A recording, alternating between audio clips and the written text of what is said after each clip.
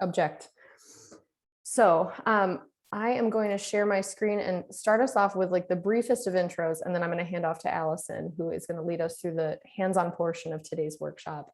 So we are here because the Genes in Space competition, Genes in Space, if you're not already familiar with it, which it sounds like some of you are, Genes in Space is a competition that's run by Mini-PCR, where I'm at our Mini-PCR headquarters right now. We make biotechnology tools, and we work with Boeing to put on this competition. Boeing needs no introduction. They are the folks who get us flights to the International Space Station, get us astronaut time, and all the things you need to do experiments in space. We are a competition for students all throughout the US in middle and high school to design biology experiments they want to see done in space. And then we launch one winning experiment to the International Space Station each year where it gets carried out by astronauts. I'm going to return and tell you a lot more about the nuts and bolts of Genes in Space in just a minute. But at this point, I'm actually going to pass this off to Allison, who is going to pick up with the workshop. Allison, this is my slide, though. Wait, I should talk about this, right?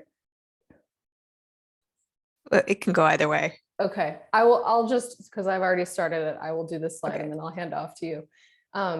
So Genes in Space is, as I said, it's a competition to do biology experiments in space. The toolkit that we offer students to use in their experiments has grown in the past couple of years. And that's kind of the impetus to provide these workshops so that you guys as teachers can get some experience in using these tools and pass that along to your students. Now, for many years, Genes in Space was a PCR competition. So you might be familiar with PCR. It's a very common molecular biology lab method. You use it to amplify a DNA that you're interested in studying. It's done, thousands, millions of times in laboratories on Earth every day. And we were actually responsible for the first PCR experiment in space. But over the last couple of years, we've added 2 new tools to our toolbox. So the P51 fluorescence viewer, a version of that was launched to the ISS just a few months ago. So the same tool that you have sitting in front of you, there is an acrylic version of it on the ISS. And then we also will be launching in 2022 BioBits, the cell-free protein expression system that you're going to be using for the experiment today. So the idea is to get you folks comfortable with these tools so that you can pass that knowledge on to your students, and then your students will propose amazing ideas to the Genes in Space contest. So at this point now, I'm going to unshare, and I'm going to throw to Allison, who will kick us off with our lab activity.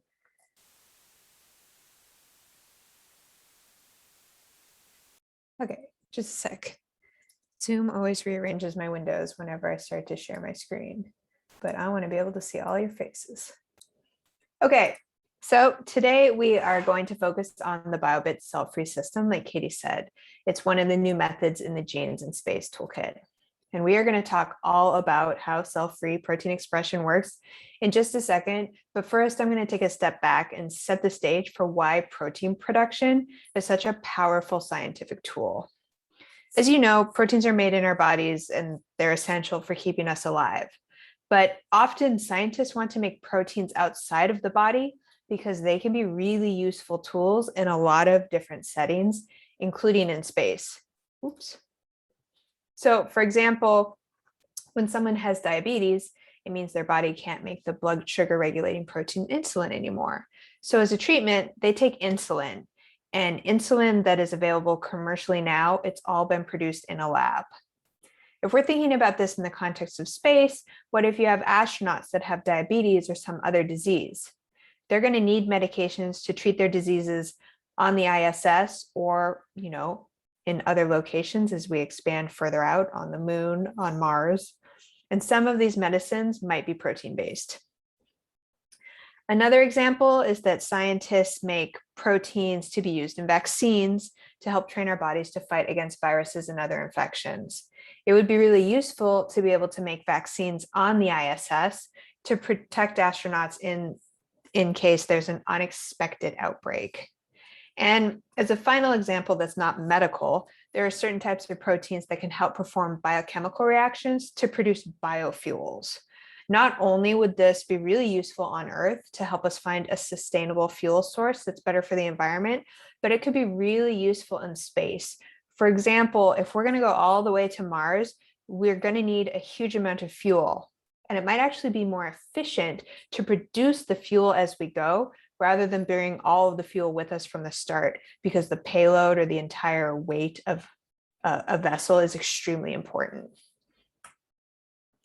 So the really cool thing about proteins is that as long as we have the DNA instructions for making proteins, scientists can make them in a lab setting.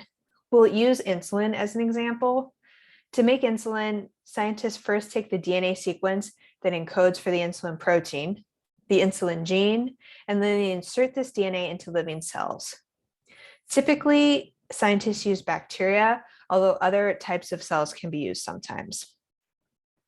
The cells are used like living factories to make the insulin protein, which can be harvested and given to patients with diabetes. One problem with this process, though, is that it requires a lot of expensive and highly specialized equipment. For example, cells are grown in giant tanks like the one shown here. In terms of thinking about protein production on the ISS or long-term missions to places like Mars, another issue is how heavy all of this equipment is. So this raises an important question. Can we make proteins without using living cells? And that is where cell-free technology comes in. The basic idea is that you bust cells open and scoop out all of the molecular machinery for transcription and translation, and you use all of that stuff outside of a cell to make proteins. So instead of using living bacteria to make the proteins, scientists extract all of the cellular parts that you need to make proteins out of those bacterial cells. They then combine these extracted parts, all the little machines that make proteins, with the raw ingredients for making proteins, and they put all of that in a tube. The crazy thing is that now in this tube, you have all of the necessary parts and ingredients to make a protein. You have a protein making factory ready to go inside a tiny tube. My colleague developed an amazing cell-free system that's called BioBits to bring this cell-free technology to the classroom, and that's what we'll be using today in the workshop. So let's walk through how easy it can be to use a cell-free pellet to make a protein. To make the insulin protein, you just take the cell-free pellet, which remember already contains all the machinery and materials to build a protein, and you add the DNA, which contains the instructions for building the protein. Inside the tube, the insulin gene provides the instructions to the cellular machinery to make the insulin protein. And once it's made, we can isolate the protein and use it. The cherry on top is that these cell-free lysates can be freeze-dried, like astronaut ice cream. So the pellets are stable at room temperature. Scientists take freeze-dried cell-free lysates and they send it all at room temperature to wherever they want to make protein on demand. On location, all you have to do is mix and rehydrate the pellets with DNA, and then the protein will be made, and you can use it for numerous applications. One really cool example of how this technology is being used is wearable biosensors. So scientists have started to design systems where a cell-free reaction leads to the production of a protein that catalyzes some clear color change that indicates the presence of a specific contaminant. I don't have time to explain in detail how the sensors work right now because I want us to get into the hands-on portion of the workshop, but I would be happy to explain it later if you're interested because I think it's really, really cool. And these are the type of examples that students are very excited about. So to focus in on what we're going to be talking about today, today's lab is focused on the central dogma. You know that the flow of information from DNA to RNA to protein is so central to biology that it's called the central dogma.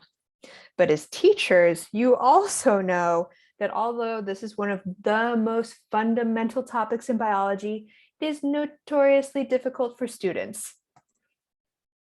Here's my very own high school level biology textbook. It's very likely the one that you also use. It's open to the page that gives an overview of the central dogma. And I've got to admit, as someone who got a PhD in biology, this is underwhelming, right? in the textbook, all the things that fascinate me, like how our genes encode information, it's really difficult for students to access because it's so conceptual. Simulations are a really great addition, and if you're not familiar with this, I'm a huge fan of the resources from the University of Utah Teach Genetics program. They have really beautiful and easy to understand simulations for gene expression, totally free. Models are also great for making molecular processes more concrete for students. But in my opinion, the trifecta would be to also layer in a hands-on lab to allow students to experience the central dogma firsthand and see some of these fundamental cellular processes in action. And today we're using BioBits to perform a lab for mini PCR that finally lets students do this, get hands-on with the central dogma. To help us actually see what's going on at the molecular level, we'll be using fluorescence, which is a tool that scientists use very commonly. If you've seen someone check your driver's license with a black light and saw it glow, that's an example of fluorescence. Something's fluorescent when it absorbs UV or other wavelengths of light and emits some of that energy back out as light of a different wavelength. There are many fluorescent molecules, and scientists use them all the time as tools. For example, here you can see that scientists have tagged different parts of a cell with different fluorescent molecules. So you can see the nucleus in blue and the cytoskeleton in green. Today, we're going to use fluorescent chemicals and proteins to light up molecular processes. So the really cool thing is that BioBits is going to let us see gene expression happening in real time with our eyes. It's a really beautiful way to bring a hands-on experiment to your class to demonstrate the central dogma of biology. The whole process starts when we add DNA to the BioBits pellet. And as soon as the DNA is added, the cellular machinery in the BioBits pellet will start to transcribe the DNA into RNA. We're going to actually be able to see the RNA because we used a trick in this lab to make the RNA fluoresce green. And I will explain how we did that in just a minute. Once the DNA has been transcribed into RNA, the RNA will be translated into protein. And again, we're going to actually be able to see the protein because it will fluoresce red. So I'm going to tell you a little bit about the DNA that we'll add to the BioBits pellet. And in the process, we're going to walk through a little review of the different parts of a gene. We'll be using a schematic where the colored blocks represent different parts of a gene. So as you know, transcription is the process by which the information in DNA is copied into RNA. And an enzyme called RNA polymerase reads the gene and copies the bases into mRNA. And remember, the cool thing is that all of this stuff is already in the BioBits pellet, the RNA polymerase and the RNA bases. If we look at the schematic we used before, we can start to fill in some of the important parts. A region called the promoter tells RNA polymerase where to start and stop transcription, where to start transcription. And a region called the terminator signals where transcription should stop. RNA is not normally fluorescent, but I did tell you that in this lab, the RNA will be green. That's because we engineered a special trick into the gene to fluorescently label the RNA by including something called an aptamer sequence. When transcription happens and you get RNA, this particular section of RNA, the aptamer sequence, folds up on itself and forms a pocket. And this pocket binds a chemical that we also added to the BioBits pellet. The important thing is when this binding happens, green fluorescence is emitted. So when you see green, you know that you must have RNA, which tells you that transcription happened. And keep in mind, this normally doesn't happen in your cells. The rest of the RNA isn't folding up and glowing. It's just a special trick we engineered for this lab so that you'll be able to see RNA and track transcription. After transcription has occurred, translation happens. And as you know, the ribosome translates the RNA into protein with the help of tRNAs.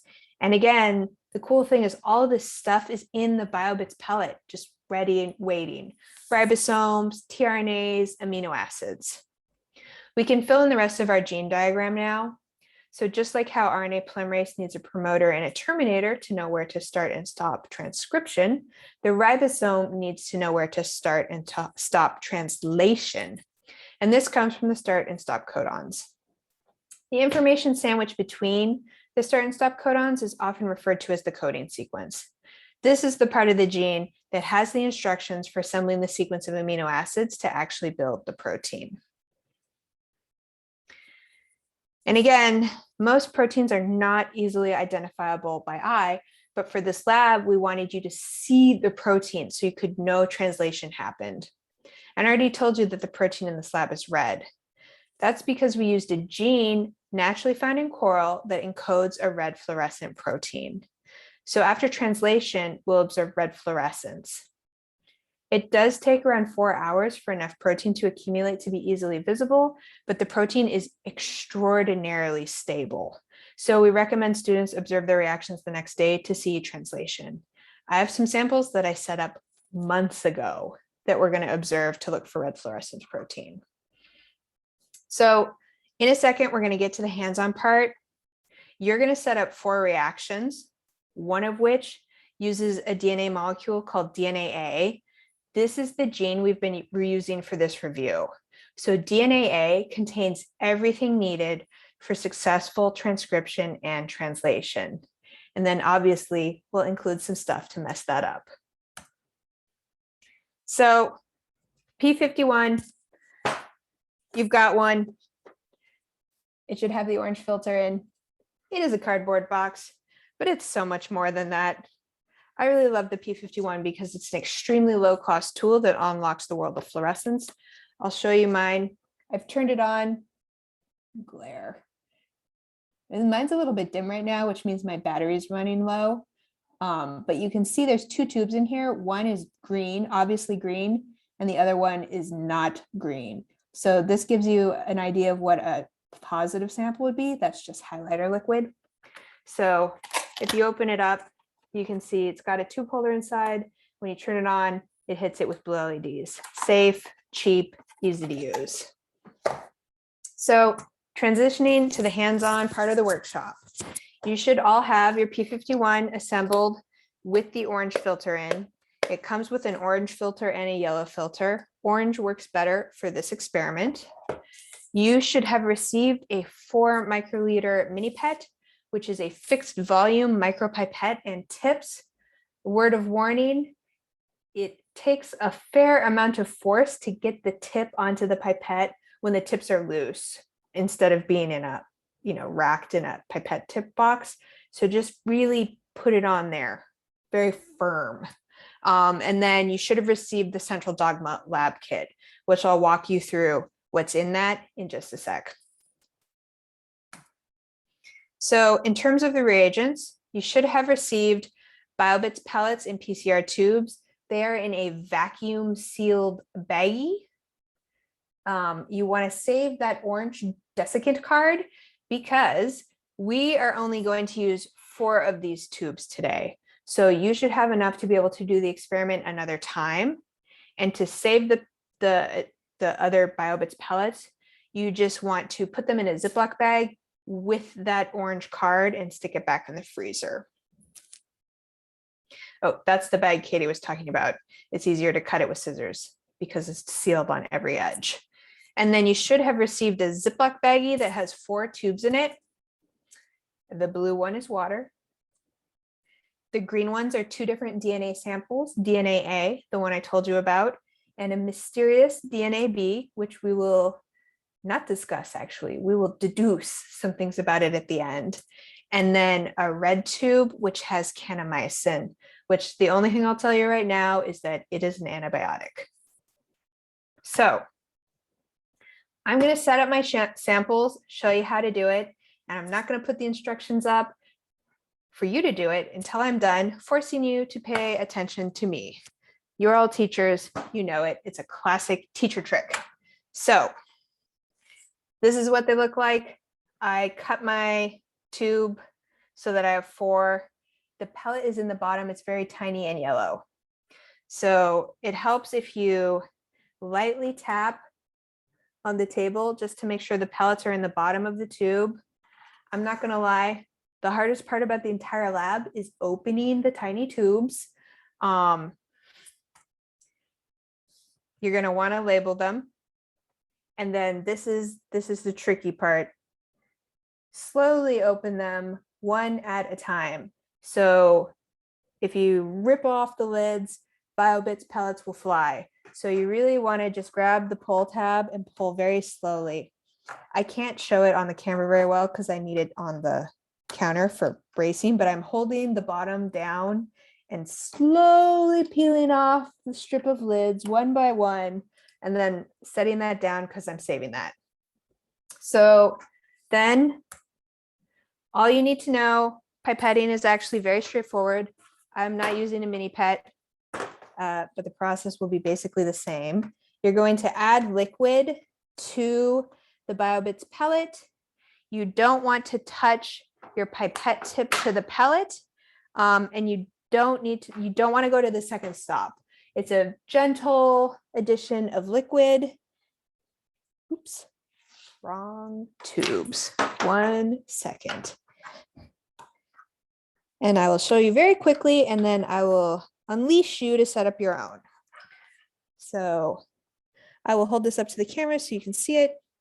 Kind of, it never wants to focus on the tubes instead of my face, but I'm just going to put my pipette in there. It's not touching the pellet. I'm going to eject it, but I didn't go to the second stop. And then I'm going to pipette up and down just like twice. You should see the pellet dissolve immediately. And then that's it. It doesn't need to be very vigorously mixed. So it's pretty quick, even for people who are brand new to pipetting, like students. This is not a technically challenging lab. I'm going to add the rest of my stuff right now very quickly, and then I will show it to you and then tell you what you need to do. So the thing that's really crazy is how fast this is going to happen. So, sorry, I just sucked up a big air bubble. We will be able to see transcription happening within 5 to 10 minutes. So that's it. I've added all the liquid, very fast and easy. I'm going to pop it in my P51 and show it to you just because as a former scientist, you know, I always want to see it with my own eyes. I'm leaving the highlighter liquid in here to show you like a positive control of how bright something that is truly fluorescent will look. So the first tube is very green, and then all these other tubes are not green right now. I think yours will look brighter to your eyes. I really should have changed my P51 battery. So that's what it looks like. Then all you need to do is incubate at 37 degrees Celsius. I'm going to stick mine in my mini PCR thermocycler because I'm spoiled and I have one at home. It's not thermocycling right now. I just have it set at 37 degrees to hold like a heat block. You will have the great pleasure of incubating your samples with your body heat. Okay, so now it's your turn. Here's the instructions for what to add to your 4 tubes. Remember, it's not difficult. Try not to touch the tip to the pellet, and you don't need to go past the first stop, so don't go to the second stop. You have a 4 microliter fixed volume pipette, so for tube 1, you'll need to add 4 microliters of water twice. I'm going to stop talking so you can focus, but do let us know if you have any questions. When you're done setting it up, you should think to yourself about what you think you're going to see in the various tubes in terms of transcription and translation. To get your mental juices flowing, I will tell you that kanamycin, the antibiotic, works by inhibiting the ribosome. So I'm just going to stop talking. Let us know if you have any questions.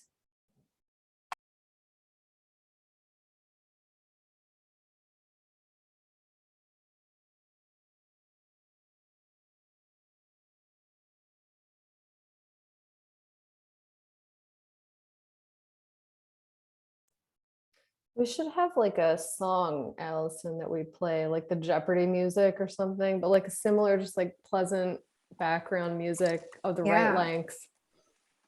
Or just every David Bowie song that deals with space. Just saying. Oh yeah. Ooh, No, that's that's a good actually a good idea. idea. Yeah. I'll work on that for the next one. I mean, you can pay for the copyright. That's all. Hopefully the estate would not pursue us that hard.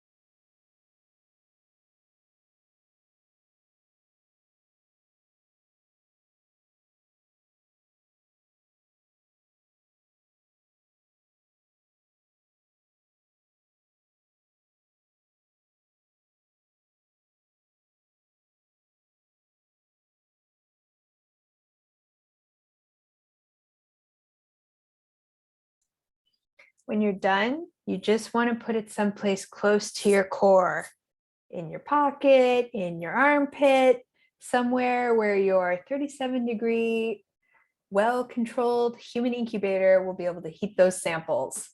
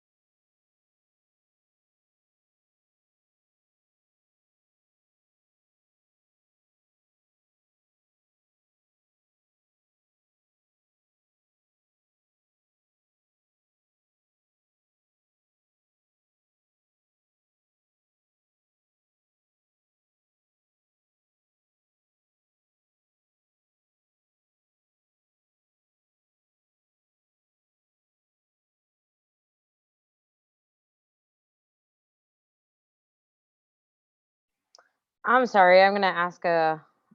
I don't know. I feel silly because I'm still teaching myself, but I'm really struggling with the pipette tool. I'm used to just the squeeze. Is there like a trick of how much water I should notice I see? Like I'm just getting very little bit in the tip. No judgment. It should be very little bit. 1 second. Let me set my pipette down. I have mine set to a different volume. One thing, actually, let me get the same size tip as you're using. 1 second.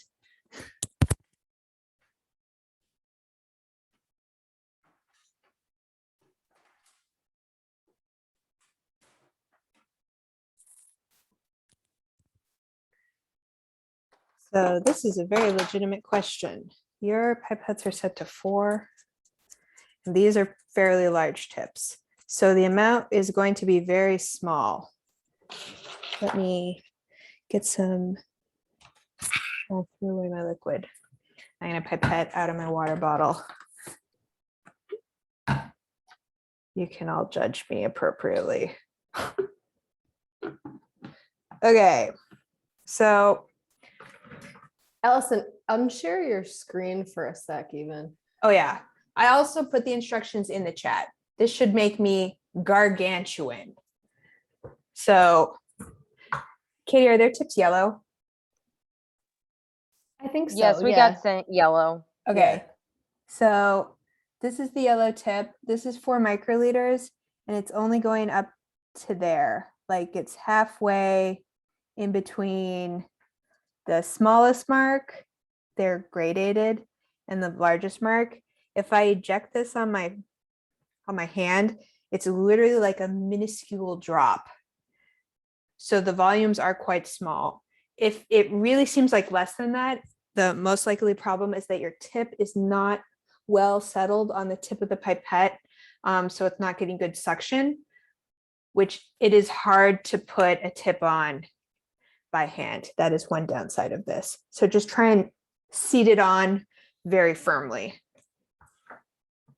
So And should there be any space in between? Like I have this like yellow and red space. Is that correct or no? That should be correct. Yeah, it doesn't need to go all the way on. So I have a Okay. different type of pipette, but see, it also has a gap there. Yeah. It Okay. should just feel firm. Like if you give it a little tug, it shouldn't want to come off. Okay. And then just to show you what it looks like when it's in there, this is like the total volume. So it's just a dab in the vastness of this already tiny tube. Okay. And frankly, there's a lot of acceptable margin for error in this lab. It's quite robust. Okay. Because I feel like there's like barely even a drop. Like I'm just getting like maybe 2 centimeters up of liquid out of the pipette. That's appropriate. Okay.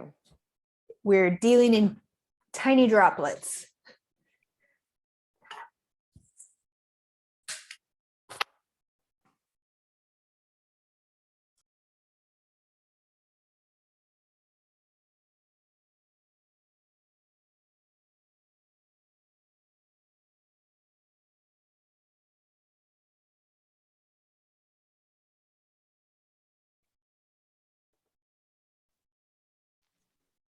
So I can tell some people are done. Don't forget, think about what you think is going to happen in tubes 1, 2, and 3.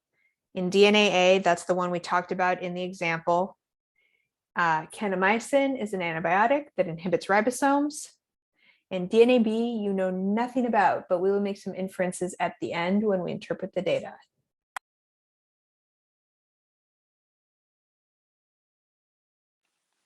To incubate at our own body heat, do you recommend just putting it into a pocket? The Open and absolute close? best place is your armpit, but I personally do not like to put the tube in my armpit because it pokes. Noted. Thank you. Hands, I think even just holding it in your hand is okay, even though our hands are not the same as our core body temperature. I know people put it in their front pocket, back pocket, tuck it into the waistband of their pants. I find front pants pocket to be the right balance of like good temp, not uncomfortable, it doesn't get lost in your clothes or on your person.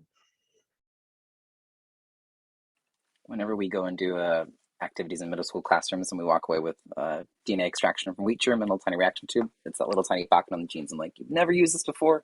That's that pocket today. That's what's going home. Yeah, what is that pocket for? Change? Pocket watch. Pocket watch. Oh.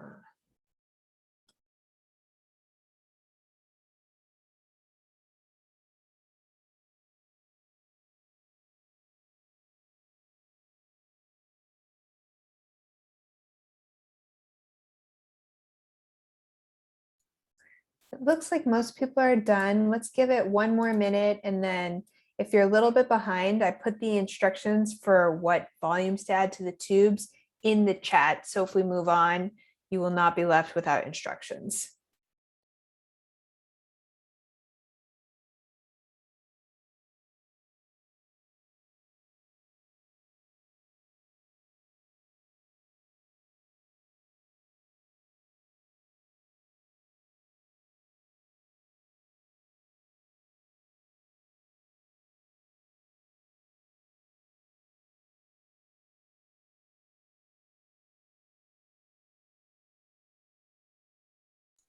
So I unshared because I'm going to pass it back to Katie to tell you about Genes in Space.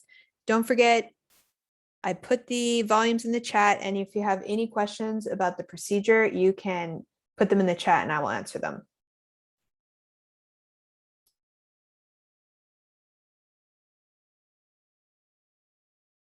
All right, thank you, Allison.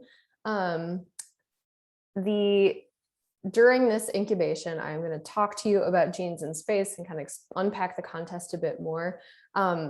This incubation is written as a 15-minute step, but just know that if we go over, even if we go under a little bit, it should work. So as Allison said, this lab is super robust. and our results should be good. So don't get too worried about timing on this step. So I'm going to introduce Genes in Space, and then I'm going to throw to our 2021 winner, who is going to take a few minutes to join us and tell you about her experiment. But just to begin, again, Genes in Space is a STEM competition. We are an experimental design challenge for students throughout the US in grades 7 through 12. We invite students to propose biology experiments they'd like to see done in space, and then we actually launch one winning experiment to space each year. So how is it that we're able to offer this opportunity to students? There are plenty of adults in the world who would love to do experiments on the ISS who never will get the chance. So how are we able to offer that to, a 15-year-old student? Well, it happens to be that we're kind of sitting in a really unusual and interesting place in the history of, in human history. So we are, if you're paying attention to the news, you have Elon Musk, you have Jeff Bezos, who are, proclaiming that they're going to take humanity to the moon, to Mars, and beyond. So that is likely to become a reality within our lifespans, and certainly our students' lifespans. But yet, for that to be successful, we need to answer so many questions that we currently don't know the answer to. And when we think about the challenges that come with space travel, we often think about the rocketry challenges. So this is a mock-up of the Artemis vehicle that is going to take us back to the moon. But that's really only part of the puzzle that we need to solve. We need to understand also how, to get people living in space where we did not evolve to live. And it's not even just about, getting people into space and how does human physiology respond to the conditions of space. It's about, how do plants respond to the conditions of space, because we need to grow them in order to stay alive. What about the microbes that we're going to carry into space, whether we want to or not? How are they going to respond to the conditions of microgravity, to exposure to cosmic radiation, all the weird conditions that you find in space that you don't find on Earth, that are really novel, and we haven't had a way to study them until quite recently. And so because of that, there are so many unanswered questions about life in space that you're actually able to ask a great question and even propose a great experiment without a significant background in a particular scientific discipline. You can be a pretty well-educated student in middle school or high school to come up with a great question that we yet don't know the answer to. And so that's what Genes in Space is. We're kind of opening the door and inviting students to join us and getting answers to these pressing questions that we need to solve in order to make humanity a spacefaring race. So the grand prize of participating in the contest is that you get to become a space biology researcher. And for that reason, I think of Genes in Space kind of as a science fair in reverse. So when you think of a typical science fair, it's you have to think of a great idea and then get the materials and do the experiment and maybe redo it again and again and again.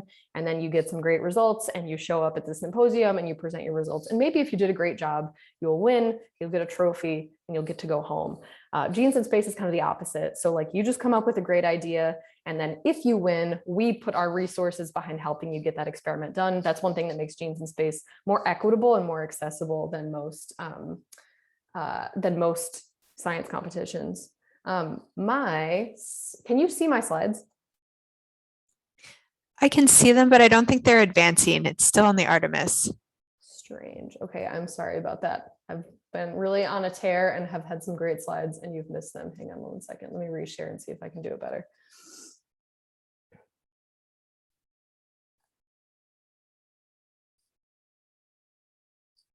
Can you see those? Can you see two girls with a trophy? Yes. Great. Okay, this is what I just said about science fair. Science fair in reverse, you get a trophy at a science fair, and that's the end of it. But at Genes in Space, winning is really just the beginning of your scientific adventure. You do get a trophy when you participate in Genes in Space if you win, but that's not really where it ends. It ends when you, your experiment returns from the International Space Station. So that is where our students have their experiments carried out. The International Space Station is something I knew nothing about when I joined the team and have learned a lot about in the past few years. It's a really amazing fruit of the largest, I would say, engineering effort in human history. The International Space Station is a laboratory. It's a science laboratory that continuously orbits the Earth. It circles the Earth once every 90 minutes. And it's been up there doing that since it was completed in the year 2000. They started building it in the year 1998. So it's been up there over 20 years now. And there's a crew of astronauts that constantly is staffing it. And they're rotating in and out. It has been continuously staffed since the year 2000. So if you put it another way, the year 2000 was the last time all humans were together on the face of the Earth. our experiments are carried out in the ISS US National Laboratory. So it's one of the many modules that make up the habitable portions of the ISS. This is what it looks like here on the left. On the right, this is astronaut David Sanjak. He's actually about to do a genes in space experiment. And if you kind of can look past all the inherent clutter of this capsule, you can see a mini PCR device there on the bench in front of him. He is using the mini PCR that our company put out to do a genes in space experiment there. The ISS is a really neat piece of equipment. If you landed it on the face of the Earth, just to get a sense of scale, it would sit about as big as a football field. The inside of it, though, are those capsules and modules that are kind of at the center. So the big panels that flank it are solar panels that power it. And then the habitable areas are all kind of clustered in the center of it. On the inside, it's about as big as like a 5-bedroom house. So it's a pretty comfortable amount of space for 6 people to live in for the course of 6 months. But that said, it is oddly, even though it's such a sophisticated scientific instrument, it's kind of an extreme environment. It's kind of like going to the ISS is kind of like going camping for 6 months straight in the backcountry. You're isolated from all the amenities that we have here on Earth. It is a really cool thing because you can actually see the ISS as it goes overhead. Has anyone seen the ISS? Yeah, some nods. Yeah, cool. If you go to spotthestation.nasa.gov and you enter where you are geographically, it'll tell you the next time you should be able to see it on a clear day. And I would recommend going out and trying to catch it. It's really cool to see it passing overhead. And this image on this slide is actually from it transited across the sun during the solar eclipse in 2017, and someone with a really nice camera and telescoping lens got a snapshot of it as it made that transit. So genes in space, the ISS has been up there for just over 20 years, since the year 2000. Genes in space has been using it since the year 2016 was when we launched our first experiment. So our first contest was held in 2015, and a student named Anna Sofia Bogorayev had the honor of winning that first competition. She was interested in understanding why astronauts experience deficiencies in their immune systems when they travel to space. So when you go to space, your immune system doesn't perform quite as well, and that some of those deficiencies even last after you return to Earth. And so she was really interested in understanding the molecular basis for that. So she designed a really great experiment that involved the technique PCR, a polymerase chain reaction, which, if you're not familiar with it already, is again a way of amplifying, making many copies of a DNA sequence that you're interested in studying. So she wanted to do that to study the basis of these immune system deficiencies. And we, to support her experiment, actually launched the first PCR machine to space. You can see it there floating in the cupola of the ISS. That's not a photoshopped picture. That's a real genuine image taken by an astronaut. And that mini PCR carried out the first ever PCR experiment to be done in space, which was done in support of Anna Sophia's experiment. So this young lady made history. She was a senior in high school at the time. She's from Bedford, New York. And by the time she went to college, she had published a peer review article describing the first PCR experiment to be done in space through our competition. Now, since Anna Sophia launched her experiment, we have launched an additional 7 student experiments to space. The thing that's really amazing about our alumni is the way they have each kind of exploited a different niche within biology. So they're not all just kind of drilling down on the same problem. They really kind of run the gamut. And also the way that they've built on each other technically to be able to achieve some really sophisticated things. So I'm not going to explain each of their experiments to you just for the sake of time, but I'll highlight a few.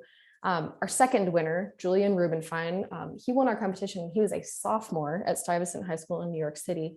He was interested in not the immune system, a completely different area of biology. He was interested in the premature aging that astronauts experience when they go to space. And he wanted to understand if you could kind of measure that premature aging at the molecular level by focusing on telomeres.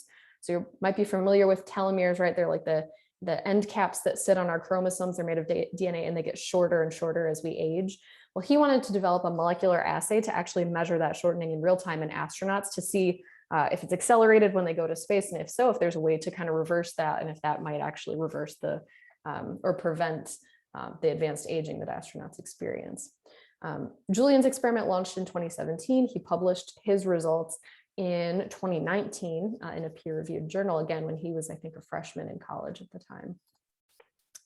Fast forwarding a little bit, I'll highlight a really recent achievement by our group that's really exciting. This group of students, David, Rebecca, Michelle, and Artie, they were high school students at 2 different high schools in the Twin Cities area in Minnesota. They were interested in DNA repair. So we know that like when anything living goes to space, it's exposed to cosmic radiation, and that radiation can damage our DNA. So it can cause breaks, double-stranded breaks in DNA. And when that damage isn't repaired correctly, that can lead to bad health effects, things like cancer. Now, in order to understand how we can mitigate that, they really wanted to know, okay, our cells are already doing things to repair damage that happens to DNA. We have innate repair mechanisms. They wanted to understand how those repair mechanisms function in space. So they designed a really smart experiment where they wanted to use CRISPR gene editing technology to inflict targeted damage to the genome of yeast, baker's yeast. And by inflicting targeted damage, they could then go back and sequence that region and use the evidence they saw there in the sequencing to determine what repair mechanism the cells had used to patch the DNA back together. So that experiment was launched in 2019 and completed in 2019. And it was the first ever use of CRISPR in space. So in just 4 years, we went from doing the first PCR experiment in space to doing an experiment that included PCR and DNA sequencing and CRISPR all done on the ISS. So that's a good example of how these students kind of build on each other technically to achieve really amazing things. We just launched our 2021 experiment a few months ago, and it was carried out in September of this year. It was designed by the student Christoph Mesquita. And he was interested in learning how drug metabolism changes in space. So again, yet another completely different area of biology. To support his experiment, we were doing essentially a qPCR experiment, a quantitative PCR experiment. So we used the mini PCR machine that's already up there. So this image that you're looking at now is a mini PCR on the bench on the ISS. And then next to it, this thing that's like black and white in the foreground, that is actually the space version of the P51 tool that you guys are using for your experiment today. We can't send cardboard to space because it could be flammable, right? Which is very bad in space. So we made one out of acrylic and made a couple other like custom tweaks to it. So it's a little bit of a tricked out P51, but that's what you're seeing there. Those tools were used in tandem to do Christoph's experiment. And this image I really love because it kind of like encapsulates what Genes in Space is. This is Christoph piloting his experiment in his bedroom during quarantine, right? He wasn't even in in-person classes. We shipped him the equipment to do this experiment in his bedroom. He did it, piloted it on the ground. We got it ready to launch it to space. And then on the bottom, you see astronaut Megan MacArthur doing the same experiment with the same tool on the ISS. So that's like really what this contest is all about to me. A student with a great idea, and then we kind of help them get the resources they need to see it done in space. So that's a little bit of contest history for you. I'm actually going to pause now and introduce our 2021 winner, who's actually going to be launching her experiment in spring of next year. Celine, thank you so much for taking time out to join us today. We have an excited group of folks here. Please tell them about your work. Yeah, thank you so much for the introduction. Yep, so I'm Celine, and I just wanted to share a bit about my Genes in Space experiment, which develops a biosensor for in-flight detection of pathogenic water contamination. But first, a bit about me. I'm a senior at Lee High School in the Bay Area, California, and my journey with research began when my 9th grade biology teacher told us that scientists were still studying cell division. I thought that cell division was such a fundamental process, and I was surprised that Wikipedia didn't actually know everything that there was to know about it. But as I dipped my toes and researched, I realized that there was a lot more that we didn't know about than just the mechanics of cell division. And realizing how much we have yet to learn was really what captivated me in science. After that, I started working in a lab studying cell division, of course, and that was also where I first heard about genes in space. My mentor in that lab, Dylan Barcelos, actually happened to be a previous Genes in Space finalist when he was in high school. So he encouraged me to submit my proposal, and soon I was working with my Genes in Space mentor, Bess Miller. I was spending a lot of time developing my experimental design, and I'm now looking forward to the launch of this experiment to the ISS next year. So when I started researching for my project, I was really surprised to find that in all 80 years of human spaceflight, water quality analysis was rarely ever performed in space. Instead, water samples were prepared in space and then flown back down to Earth for analysis, which comprised bacterial culture and gene sequencing. But you can expect that this procedure created a strong dependence on ground-based testing facilities and raised many issues for astronauts. Bacterial pathogens were repeatedly identified in ISS drinking water, but only after water samples were flown all the way back to Earth.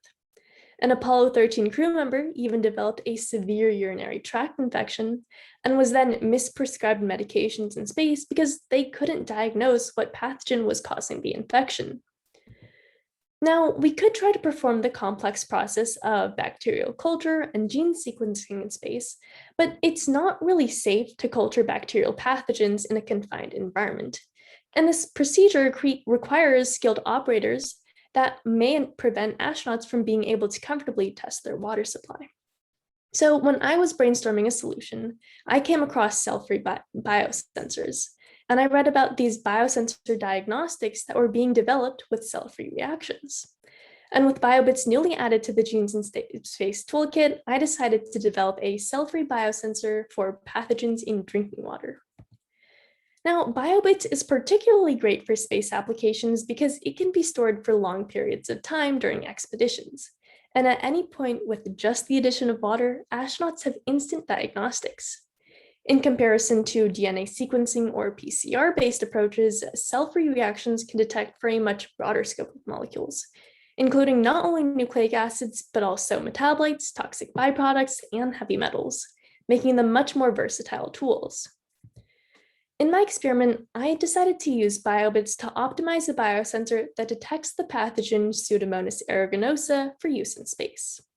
I chose this pathogen because it's been known to cause problems not only on Earth, but also up in space. Here on Earth, this multi-drug resistant pathogen commonly contaminates water sources and causes infectious diseases with mortality rates up to 80%. And in space, this pathogen has demonstrated increased antibiotic resistance, biofilm growth, and virulence.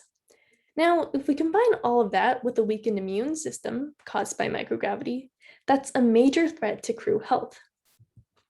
And already, this bacterium has had quite a history in space. It's been isolated multiple times from water recovery systems and has caused a number of medical issues. In fact, it even caused the Apollo 13 severe urinary tract infection that I had mentioned earlier. Thus, detecting and monitoring bacterial pathogens is very important for safe expeditions in space, and using cell-free biosensors, we can achieve this. To detect this pathogen, I wanted to harness quorum sensing pathways, a means of bacterial cell-to-cell communication mediated through the exchange of metabolites. These metabolites then impact gene expression, allowing entire populations to control their phenotype together. When trying to coordinate a pathogenic attack on a host, for example, bacteria use quorum sensing to slip past the immune system and then launch an attack once the population density is high enough. At the top of the P. aeruginosa quorum sensing hierarchy is the last quorum sensing pathway, which promotes bacterial virulence. So if we were to find that this quorum sensing pathway is active, then we not only know that this pathogen is present, but also that it's actively engaging in virulence and causing contamination. To take a closer look, here's how this quorum sensing pathway works. When population density is low, the quorum sensing metabolite involved in this pathway, which is represented here in yellow, is found in low concentrations. As a result, provirulence genes are not expressed. However, as population density increases, cells exchange higher levels of this quorum sensing metabolite. Once it enters the cell, this metabolite initiates expression of provirulence genes, allowing entire populations of bacteria to engage in virulence together. Now, what if we swap these provirulence genes for a fluorescent protein, say red fluorescent protein? Every time this quorum sensing metabolite is present, we would see fluorescence. And if it's not, then we wouldn't see any fluorescence. And this is exactly how our engineered biosensor works to detect quorum sensing metabolites in drinking water. Using BioBits to express this bacterial pathway encoded in a genetic circuit, we have a system that fluoresces red when this quorum sensing molecule is present in a water sample, thereby indicating contamination. Put together, we have a user-friendly, portable, inexpensive, and safe means of pathogen detection with zero sample preparation necessary. Within hours, the astronauts can check if a bright red color is produced under the Genes in Space fluorescence viewer, and they can confirm whether this pathogen is contaminating their drinking water. Ultimately, through this experiment, we're not only developing a biosensor for rapid in-flight detection of pathogenic water contamination, but we're also opening avenues toward many other applications of cell-free technology in space, including on-demand vaccines and wearable diagnostics. Cell-free technology has the power to redefine the future of safe space travel. And one day, this biosensor could be part of a suite of biosensors that aid in the diagnosis and prevention of future in-flight medical crises. So to sum it all together, my experience with Genes in Space has been very transformative. I hadn't taken any advanced science courses coming into the competition, but Genes in Space provided me with the resources to succeed, including a brilliant mentor. And that's what I love most about Genes in Space. It's so equitable. You don't need access to laboratory equipment, and you can come into the program with any background that you have. It simply comes down to how inquisitive and critical you're willing to think and how much you're willing to put in. And in the end, the experience is so invaluable. And if there are any questions at this time, I would be glad to answer them. Thank you for joining us, Celine. Excuse me. It's a school night, so thank you for taking some time out to share with us. And before we let Celine go, folks, if you have any questions about her experiment or her experience or her, feel free to jump in and ask.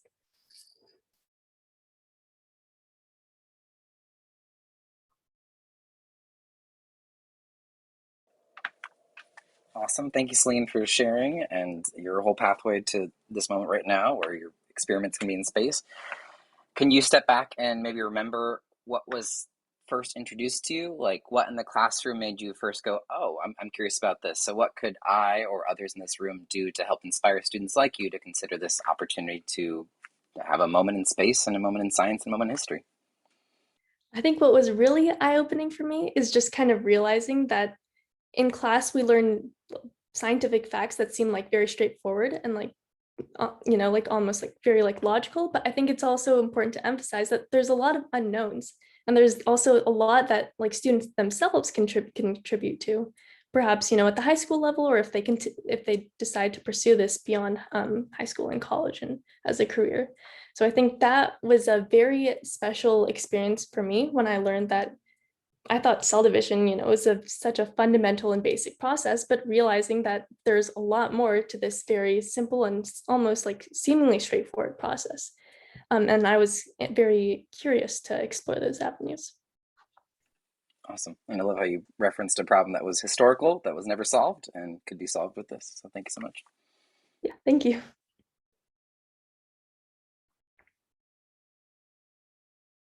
I have a question about how much preparation you had for this. So it sounds like you didn't actually do it necessarily in your class, but it was with your mentor that sort of introduced this to you in the lab that you worked at. So how much did you do before you got to the point where you had even a semblance of a question? What was all the sort of background stuff that you had to learn and know before you could even come to a question?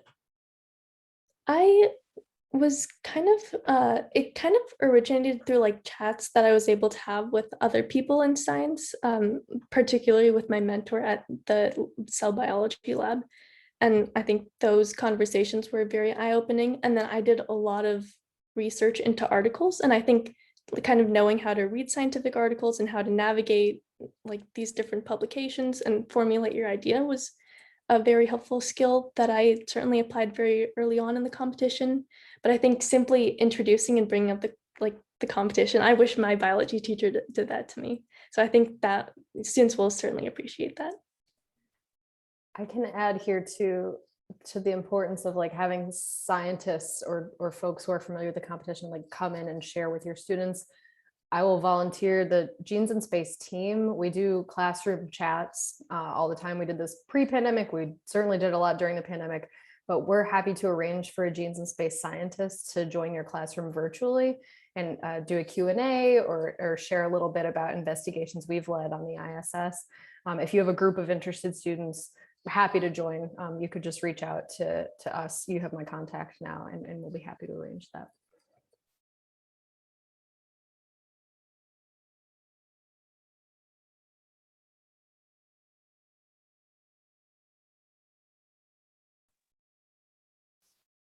All right. If there are no other questions for Celine, I'm going to let her get back to her evening. Thank you again for joining us today, Celine. Yeah, thank you so much. Bye. All right, we'll see you later. All right. So at this point, I am going to throw us back to Allison. Our samples have been incubating, and she will take you through the last part of our BioBits experiment.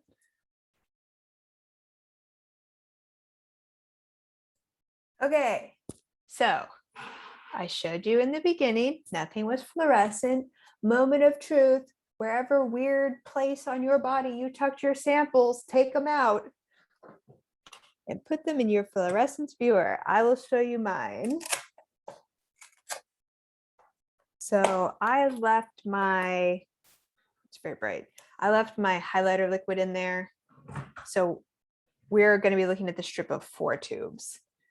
So here's what mine looks like. So the first, Katie, did I put in backwards? Yeah, I believe you did. It's the Zoom is flipping it on you, right? Yeah. It's a real mind insert word I won't say. So now I think I flipped it the right way. The first tube is blank. You can't even, it's hard to even see the first tube. So the first tube was only water and that's blank. And then my other 3 tubes are super green. So does everybody see first tube blank, 3 tubes green? So Allison, do you mind actually, can you unshare for 1 second and folks can hold theirs up and we can take a look? Yeah, if you can hold yours up to the screen, it's always nice to be able to like see everyone's directly. Yes. So now you can see the range of people's cameras too. Yes. The camera like auto focuses and does funky adjustments. But And I think it looks like Chelsea's might have that yellow filter in. No worries at all, but it's a good example of like how it looks slightly different with the orange versus the yellow filter. You still see a result, right, Chelsea? It's just not, there's a little bit higher background. yeah, so let's take a moment and revel in this, right? The green means that there's RNA in there. So we now with your eyeballs have seen visual proof that transcription happened. And it's mind-blowing to me that it happened so fast. Honestly, you can see it in 5 minutes. So to recap, day 1, that is today, we have seen green fluorescence in tubes 2, 3, and 4, telling us that transcription is taking place and there's RNA. So now I'm going to show you the tubes, and there's like a 90% chance probably that I'll put them in backwards. I get super confused about left and right already. And then when you add a camera reflection, I just can't handle it. So remember, you should be able to see your protein within like probably 3 hours of now, but it's super, super, super, super stable. So like, don't stay up late. Just look at it in the morning. I set these samples up in the summer. Backwards. I put in backwards. I think it looks good. I see a green, a red, a green, a green, which is I think what I should see. Right? Green and red, a green and green. Okay, the first one looks a little bit greenish, but remember that's just water. So that's the background autofluorescence just from the BioBits themselves. The second tube is red. It'll look brighter on yours when you see it tomorrow, probably just because the sample's so old, but I think it's mind blowing. We can still see it. And then there's 2 samples that have that same like low level, which is equal to the negative. So let's think about that. On day 2 or beyond, we see only in sample 2 do we see red fluorescence, which is telling us only in sample 2 did the RNA get translated into protein. As a side note, the green fluorescence very likely will not be visible on the second day because RNA is very short-lived and it's just going to degrade. So start thinking to yourselves, what can explain these results as we walk through. So tube 1, important negative control. I love it because, Ellison, we can't see your slides. oh, right, I unshared. It's not even that late here. It's Tuesday. Yeah. Okay, now we're good. It says I'm sharing.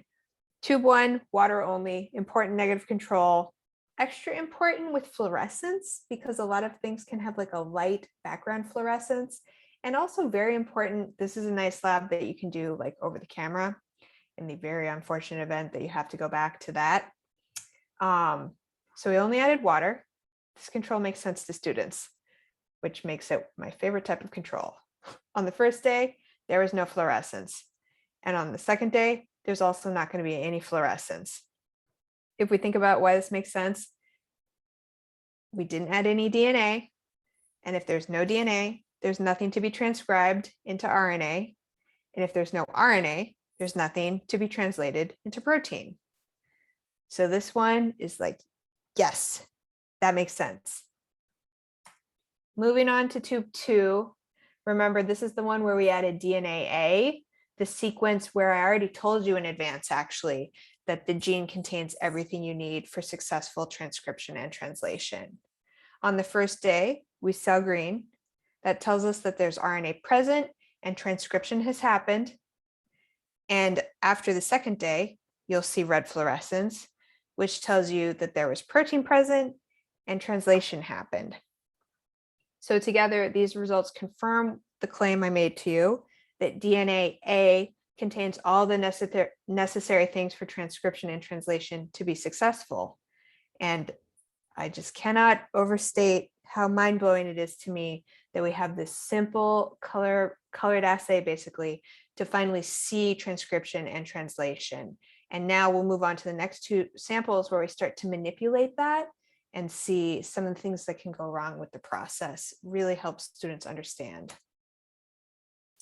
Tube 3, we added DNA A and we also added kanamycin, which I told you in the briefest of passing notes is an antibiotic. Everyone's samples today were green, telling us that there was RNA present and transcription happened. But as I showed you with my sample, and you can see tomorrow, you're not going to expect to see red, which tells us that the protein isn't there, which says that translation didn't happen. So what could explain this? No protein production. In general, there are 2 possibilities. There could be an issue with the DNA instructions, or there could be an issue with the translational machinery. But remember, this is the same DNA A. So we already know it has everything in there for successful transcription and translation. But remember that we did add kanamycin. I told you it's an antibiotic, and I mentioned, I think just once, that the way it works is that it interferes with bacterial ribosomes. So if the ribosomes don't work, translation isn't going to happen, which explains why we saw green fluorescence. Transcription was successful and there was mRNA present, but we didn't see any red fluorescence because even though the RNA was there, translation couldn't actually take place. Moving on to tube 4, mystery, didn't tell you anything about it, but it's something different because it's called DNA B instead of DNA A. In the lab, this is set up as an inquiry tube. You don't know anything about the DNA, but we can figure out some stuff. So again, today you all saw green for the sample, telling us that there is RNA present and transcription was successful. But I showed you my sample on the second day, you probably are not going to see red fluorescent protein. This tells us that no protein was present and translation didn't happen. So what happened? It's the same thing I just told you. If translation failed, there are two general things that could be going on. There could be an issue with the DNA instructions, or there could be an issue with the translational machinery. But think about what you added to the tube, right? You didn't add kanamycin or any other reagent besides the DNA, and the BioBits pellets are all the same. So the only difference here was that we added a different DNA molecule. And this is going to bring us back to the gene structure. So I really like this because it's super, super open. And there are a lot of different answers that are correct. Every time I talk to people about this, someone suggests something new that I hadn't considered. But stop and think to yourself, what could be different about the DNA that we added to this tube so that transcription was successful, but translation didn't happen appropriately? I'm going to give you a second to think, and then either put some ideas in the chat, or if you want, you can unmute yourselves. How could you mess up translation? There are a lot of different ways.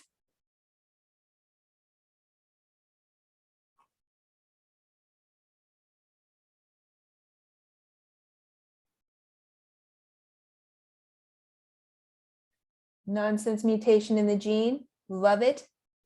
Absolutely possible. As a former teacher, I will totally wait out this awkward silence. There's another chat response too. Stop codon early in the sequence. Ooh, yep. Give me more. Ooh, misread the sequence? Yeah.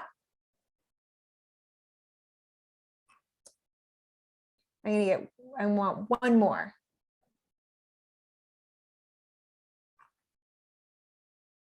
No start codon. That's the one I was hoping for. I love it. So this is great. It's a great way to encourage creative thinking because there's so many possibilities. No start codon, premature stop codon, serious mutation in the protein coding sequence, different protein coding sequence. These are all right answers based on the information you have. I mean, we're going for fail proof. So we went for the absolute most surefire way to prevent translation, which is that we took out the entire coding sequence. So this DNA actually just has a promoter, the aptamer sequence, and a terminator. So it only has the information for successful transcription of the aptamer sequence. So just to take a step back, right now we have seen gene expression. By lighting up RNA green and protein red, you actually saw transcription and translation. This lab is amazing because it's so versatile. For general biology, you could just focus on tracking the order of fluorescence to emphasize the flow of genetic information from DNA to RNA to protein, and finally give your students a more engaging hands-on experiment that's related to transcription and translation. For more advanced classes, the lab really lets students get into gene structure and all the elements that are important for transcription and translation to happen successfully. Plus, your students get to experience cell-free protein synthesis. It's an exciting biotechnology technique on its own. Plus, with it being a new addition to the Genes in Space toolkit, it's a great opportunity to get students thinking, like, the field is wide open. What protein do you want to make in space and why? I'm jealous that I am way too old to enter the contest. So I'm going to pause here before I tell you about another BioBits lab to see if you have any questions about the Central Dogma Lab or BioBits in general.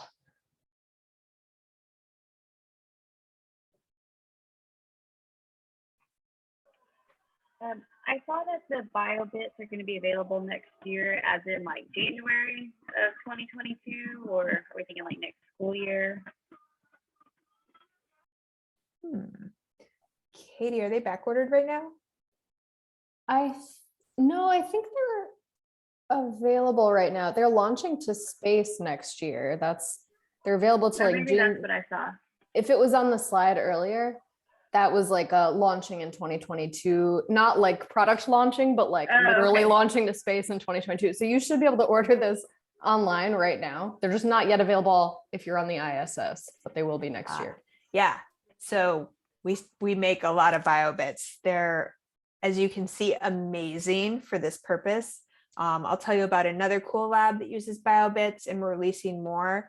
And then because of what I told you in the beginning, right? As long as you have the DNA instructions, you can get them to make any protein. People purchase BioBits pellets to use them for their own experiments. So like there's like synthetic biology after school clubs that use BioBits pellets to express proteins that they're interested in.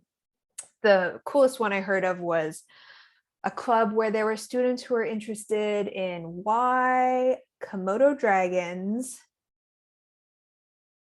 do not suffer from the bacteria in their own mouths, right? Like Komodo dragons, they used to say they were venomous, but actually the worst part of their bite is just that they have nasty bacteria in their mouths. And so these students wanted to make a Komodo dragon protein to see if it was involved in why they are not affected by the bacteria in their mouths. And they used BioBits pellets to make that Komodo dragon protein and study it, which is just like, that's why I love working with students.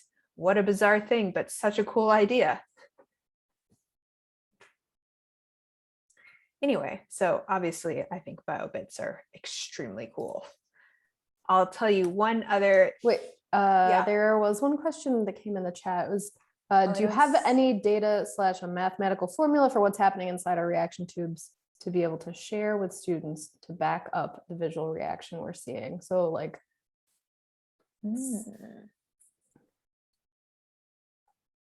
there are instructions. It's not, I wouldn't call it mathematical per se, but there are instructions available online for being able to quantify these reactions, like the fluorescence of them, using like a computer script for students to get some like mathematical stuff. And I think the data for that probably is available because that was all published in a peer-reviewed paper that is open access. I guess if the general idea is to just like supplement this experiment where it's just like green, red, and like look within, would you point them toward the simulation you mentioned earlier, maybe that like shows like an animation of like what's happening? I do really like that simulation from the University of Utah. I think in that one, they actually used the protein luciferase as the example too, which is nice because, I mean, it's not itself fluorescent, but it does lead to a fluorescent readout. And so I think that's really nice to link together those concepts. Like during transcription, this is actually happening, and it shows like the gene getting copied into mRNA, and like this, it's an interactive, it's a simulation. So like the students are like dragging in the appropriate nucleotides. And then for translation, it's the same thing. Any other questions that I missed? I'm also dropping in the chat a link to this full instructor's manual is freely available for download on our website. So if you want to review anything or look at what we provide in the way of background and student questions, it's all available for free in there. Just a quick pitch for the other BioBits lab that also covers a really important topic that in my personal head ranks among the most boring in all of biology for students, which is the relationship between protein structure and protein function.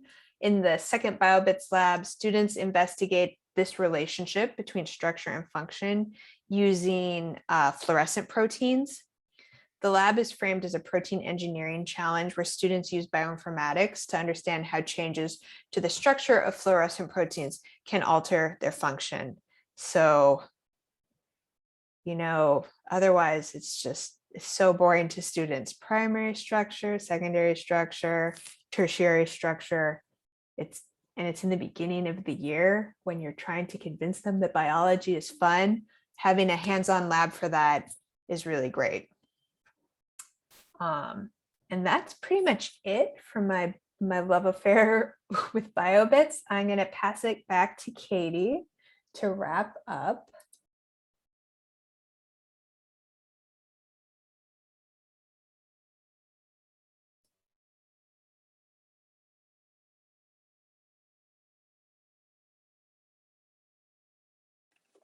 You're muted, Katie. You're muted, Katie. Sorry, I swear I've been doing this for a year and a half now, but somehow I'm still forgetting to mute. So I'm going to, hopefully your interest has been piqued with what you saw here today. And so I'm going to share some kind of nuts and bolts information about like what's coming up next for Genes in Space and how can your students get involved if you're interested in sharing this with them. So first things first, our next contest will open January 13th, 2022. So that is when our online application goes live. It is freely accessible for anyone to access. And our competition in general, we consider applications from any student in the US is in grades 7 through 12. The contest is designed to be as accessible as possible. So it is free to enter, free to access. It is about 1 page of writing that the student needs to submit if they want to submit their idea. And we ask them the same things that, funding organizations ask scientists when they're trying to fund grants. What is your question you're trying to answer? What's your hypothesis? What's your plan for getting that answer? And why is it important? Why should we care? So, so it's a really good scientific writing exercise for students to participate. And that's what makes it a really great fit for the classroom, right? So we have lots of teachers who have incorporated the contest into their curriculum because it provides a really nice context in which to teach things they're already teaching. And so the approaches that we tend to see teachers take on one of 2 flavors. Oh, wait, no, before I even get to that, the classroom resources, I'm going to tell you just a little bit about how the contest works on our end. So like, what are the actual steps that are involved in getting from us clicking open on our application to an experiment being launched to space. So our contest opens, we get a flood of ideas that come in. The ideas really run the gamut. I mean, we have students who are participating who are just super obsessed with space and fascinated by space, students who are really interested in research, students who watched The Martian and got really invested in answering these questions. On this slide here, these are some real life questions that we received from students who applied to the competition, I think in 2019. They really run the gamut. We have kids trying to attack classic astronaut problems like, hey, muscle atrophy happens when you spend time in microgravity. How can we fix that? All the way to on the right is one of my favorite random ideas of, so astronauts experience a bunch of head swelling and sinus swelling when they go to space because gravity is not pulling the fluid out of their head. And that leads to a loss of sense of taste and sense of smell. And so this student was asking hey, rather than actually fixing that problem in the astronaut's head, can we just engineer food that's more flavorful? So can we engineer in a bitter flavor compound to make and grow that lettuce on the ISS so that it's rich in flavor and overcomes the sensory deficits? So it's all fair game. Anything under the biology umbrella, we love to see. Once we close our application, it's our job to select an experiment to launch. We don't do that all at once. We we narrow down to our winner in stages. So we announce a total of 25 awardees. So we have 5 junior scientist awards. These are the awards that go to the middle schoolers with the best ideas, so 7th or 8th grade students. And this award exists because honestly, it's hard to compete, if you're a 7th grader with a senior in high school for the same award. So this is a category just for those middle schoolers. They receive a biotechnology toolkit that goes to their teacher. And they get, recognition and basically encouragement to keep applying. You're on the right track, keep going and keep learning more and integrating that into your proposals. And, down the road, you'll be in the top tier of awardees. That's the Junior Scientist Awards. We also name 5 Constellation Awards. These go to the schools with the most, responsible for the most submissions in their region. We name 30 semifinalists. We challenge those students to submit a video pitch explaining why we should launch their experiment. And that's because Genes in Space is about science. It's also about science communication. And it's a really important scientific skill, right, to be able to communicate the importance of your findings. So we added this kind of challenge to emphasize that. From those 30 semifinalists, we then name 10 honorable mentions and then 5 finalists. And those finalists are the students who are in contention to launch their experiment to space. All of these 25 awardees, though, receive biotechnology toolkits, again, for their teachers. So that would go to you to use for students down the road, not for the kid to put in their closet and forget about and then go to college. And then there's other stuff in that prize package as well. Now, for our 5 finalists, though, we next challenge them to prepare an oral presentation based on their proposal. We don't ask them to do that alone, though. We connect them with a mentor. So this is something Celine mentioned in her presentation. We have a dedicated team of Genes in Space mentors. They're scientists who work in our local area of Boston, Massachusetts. Often they're grad students at MIT or at Harvard, and they work with their mentees over the course of a summer to help the students refine their scientific experiment, make it as good as it can possibly be, and help the students prepare an oral presentation based on their idea. Then we hold the Genes in Space finals. This is where the students present their ideas to our panel of judges. Now on the left, you see photos from when we were doing this in person at the ISS Research and Development Conference, which is like this big science industry conference. We fly the students there, we fly their teachers, we fly their mentors, and the kids get up in front of a big table of judges, kind of Shark Tank style, and like pitch their idea. The judges announce the winner on the last day of the conference, and the students receive their trophy. So that's what you're seeing here in that picture in the center. In the pandemic, we had to pivot and go online, just like everything else started to do. The past 2 years, we held our finalist launchpad, which is our Genes in Space finals online. Format's the same, though. We're in a Zoom room together. The students are pitching to the judges, and the judges announce the winner live the day after the students present. This upcoming year, we're actually hoping to return to in-person. So we expect to be at the ISS Research and Development Conference in 2022. So if your student is a finalist, we will see you there. Once we know which experiment we're going to launch, we have to get the science ready. This is a really, this requires a lot to get this done in like 6 months to get an experiment ready to launch. Our team coordinates with collaborators in Houston, at NASA, and at Boeing. Our finalist is usually Skyping in to follow along the way from wherever they're located in the country. And the student's mentor is often responsible for actually doing the legwork of getting that experiment ready in their lab. As you can see in these photos, the student stays involved. They are involved in kind of piloting that experiment and getting it ready for launch. And once the science is in shape, we launch. We all fly to the launch site in typical years, and we see the rocket off, and it's a really great celebratory moment for the student and for our whole team. And so on the right, what you see is that first winner, Anna Sofia Bogorayev, and she is smiling down because that comet streak you see in the sky next to her is the rocket carrying her experiment up to the ISS. So that's a little bit about the mechanics of the contest. This takes about a year to happen. So Anna Sofia launched her experiment pretty much 1 year from when we closed our 2015 competition. So our 2022 winner can expect to launch their experiment in spring 2023. Now, getting back into you and how to bring this into your classroom, if that's something that you think would appeal to your students. We've seen teachers integrate this into their curriculum, and they tend to take kind of 2 approaches. So one thing that Genes in Space is great for is kind of providing the stakes and providing the context for students to learn really basic scientific skills like scientific method, experimental design, hypotheses, controls. All those things are things that we ask them about in our application. And so it's a really nice exercise that often is a natural fit to work into your curriculum. And we've developed a growing library of resources to try to make that as easy on you as possible to integrate that with what you're already doing. So one thing you'll find on our website, we have a resources tab, which is where you'll find everything I'm about to talk about. We have a lesson plan, space biology and the scientific method, that over the course of 3 kind of modules walks students all the way from like, okay, doing some basic background research to learn what's happening in space, all the way to here's my idea and here's the beginning of a plan to actually get my question answered. One resource we created to go with this plan that's really nice is we conducted interviews with a bunch of NASA researchers who are really doing life sciences research on the ISS. They're really quick 5-minute or so videos, and they're targeted at middle school students and at high school students. So they're really great kind of quick briefings basically on the type of life sciences research that is already being done on the ISS. Another approach that teachers tend to take when they adopt Genes in Space is if they're looking at biotechnology, if they're already teaching things like PCR or like the central dogma. Okay, excuse me 1 second. Sorry, a little cough. If they're already teaching about PCR, if they're teaching the central dogma, this is a great, again, kind of context in which to teach it, to give it some stakes. So to that end, we've created a bunch of biotechnology resources.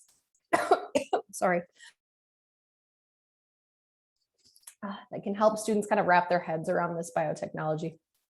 So we have videos on common laboratory techniques, on PCR, on gel electrophoresis, and on DNA sequencing, which are really great, honestly, whether you're using Genes in Space or not. So if you're already teaching this stuff, it is equally applicable inside or outside the space biology context. And then we also have companion worksheets to go with them. Again, super useful regardless of whether you're approaching Genes in Space. Now, finally, I'll end on another resource that's available to you guys that I encourage you to try to take advantage of is our Lab in a Box biotechnology loan program. So this is a way to get a free loan of biotechnology to your classroom. It's a 2-week loan if you're to participate. You receive curriculum that kind of ties into the space biology context. And then we also provide all the training and support videos you need to get up and running in your classroom. We do charge a $100 fee to cover the cost of shipping if you're not local, but need-based waivers are available if you're in a resource-limited setting.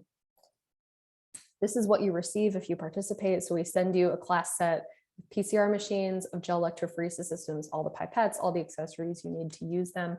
And then our Genes in Space Food Safety Learning Lab, which is a lab that uses all those tools to solve the question of like what food source on the ISS is responsible for a recent outbreak of food poisoning. It is mercifully, it is a fabricated scenario. So there has not been an outbreak of foodborne illness aboard the ISS, but these are the same tools, and this walks students through the same workflow you would use to solve that problem if it were to arise. And we have robust training materials that you need to use this. Even if you yourself have never done PCR before, have never used a mini PCR, we have like lots of really rich training materials to get you up and running without it being a significant lift on your end. We fill Lab in a Box loan slots for the upcoming school year in the spring. So in April of this year, we're going to open our application for the 2022-2023 school year.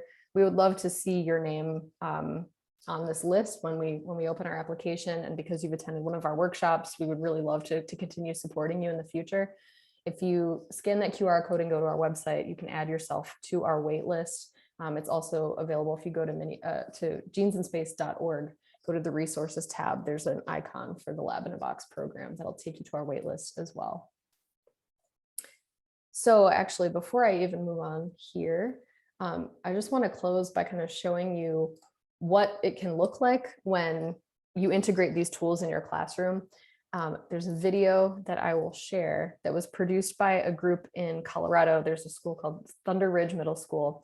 And for the past 3 years now, they have had all of their 8th graders participate in Genes in Space and submit proposals.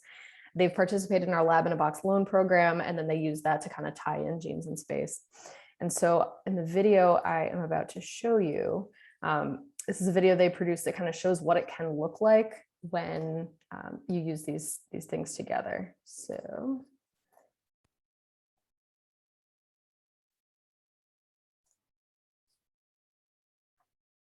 It's called Genes in Space, and it's exactly what it sounds like. It combines what the kids are learning about genetics, learning about space, and it's an authentic project. They will be writing a proposal for research that they want to have happen on the International Space Station. Just in case, can you all hear that? Could someone? Yeah. Yes, okay. Yes. All right, just want to make sure. Thank you. Okay, I just want to make sure there is audio. Sorry, back to it. The kid who wins the contest gets to have their experiment go up into space on the International Space Station, and astronauts actually conduct their experiment, which is so cool. And the only limitation, the only restriction on it is that it has to use a PCR machine. A PCR machine is a polymerase chain reaction machine. It basically makes 1 billion copies of a strand of DNA that you're interested in studying. I think the kids definitely buy in with the fact that it's the real live stuff that we're dealing with, and that it's the science kinds of equipment that that they're seeing in the news right now with COVID-19, both the testing that's done with PCR work as well as the vaccination process and developing that using these same kinds of techniques that scientists are working with right now, it makes it very real for them. I never knew how DNA worked until now, and I think it's interesting, and how we have a bunch of like billions of letters we're made out of, and I didn't know how crazy, like long and huge they are. It's set up as, oh no, there's food poisoning on the space station. What caused it? Was it caused by the space sushi or the space burgers? And so we have sample DNA from the sushi, sample DNA from the space burgers, and then we have the control, the pathogenic E. coli, the non-pathogenic E. coli, so that the kids can compare the results, and then they have to look at those results and decide, did it come from the sushi, did it come from the burgers? I was not really interested in science until now. I think right now science is my favorite class, but I've never felt that until now. So these kids are using the tools that are being used right now at this very moment to get us out of this pandemic. And you can't have better relevance than that.